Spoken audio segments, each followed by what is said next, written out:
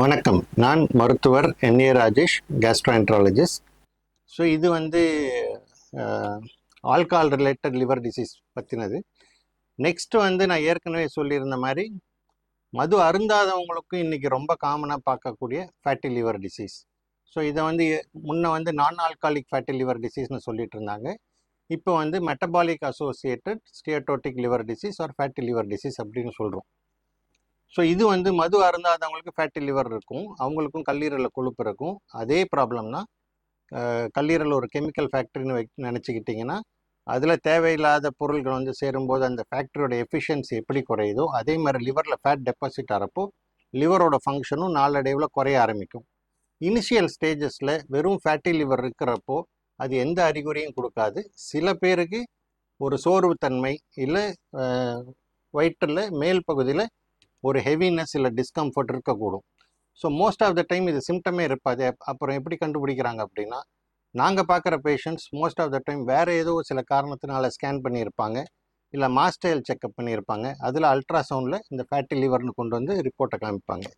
So இது வந்து ஈஸியாக கண்டுபிடிக்கக்கூடிய ஒரு டிசீஸ். இப்போ இது வரைக்கும் பரிசோதனையாக செய்யாதவங்களும் ஒரு சிம்பிள் அல்ட்ராசவுண்ட் ஸ்கேன் பண்ணாலே ஃபேட்டி லிவர் இருக்கா இல்லையான்னு கண்டுபிடிச்சிடலாம்.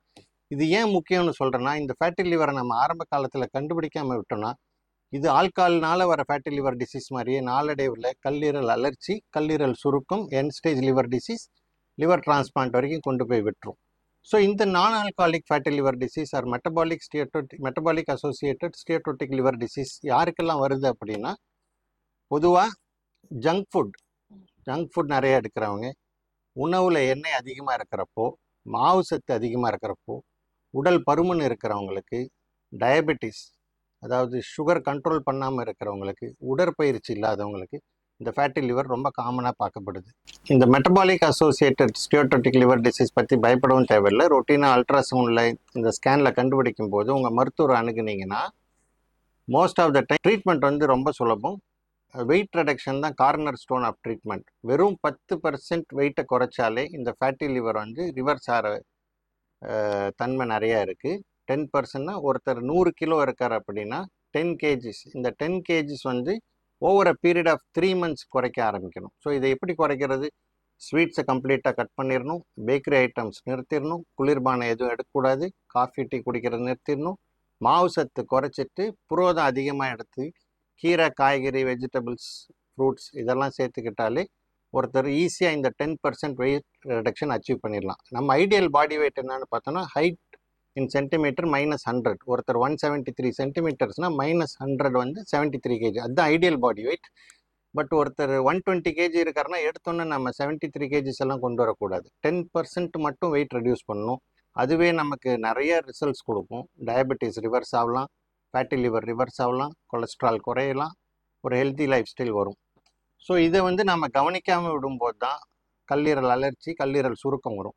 ஸோ டாக்டர், நீங்கள் சிம்டமே இருக்காதுன்னு சொல்கிறீங்க, பட் எனக்கு எப்படி கண்டுபிடிக்கிறது என் லிவர் டிசீஸ் என்ன ஸ்டேஜில் இருக்குது அப்படின்னா, அதுக்கு தான் அல்ட்ராசவுண்ட் வந்து ரொட்டீனாக பண்ணுற அல்ட்ராசவுண்ட் ஸ்கேன் வந்து வெறும் ஃபேட்டி லிவர் இருக்கா இல்லையான்னு சொல்லுவோம்.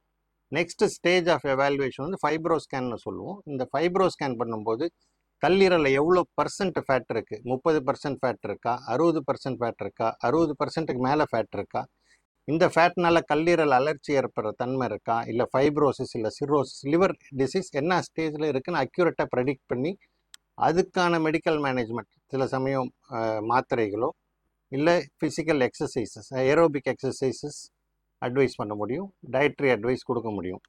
ஸோ நம்ம வாழ்க்கை முறை மாற்றமும் உணவு பழக்க மாற்றத்துக்கு மட்டுமே போதும் இந்த கல்லீரல் கொழுப்பை வந்து குறைக்கிறதுக்கு. ஸோ உணவே மருந்துங்கிற பழமொழி வந்து எந்த நோய்க்கு ஃபிட் ஆகுதோ இல்லையோ, கல்லீரல் கொழுப்புக்கு கண்டிப்பாக ஃபிட் ஆகும். ஓகே.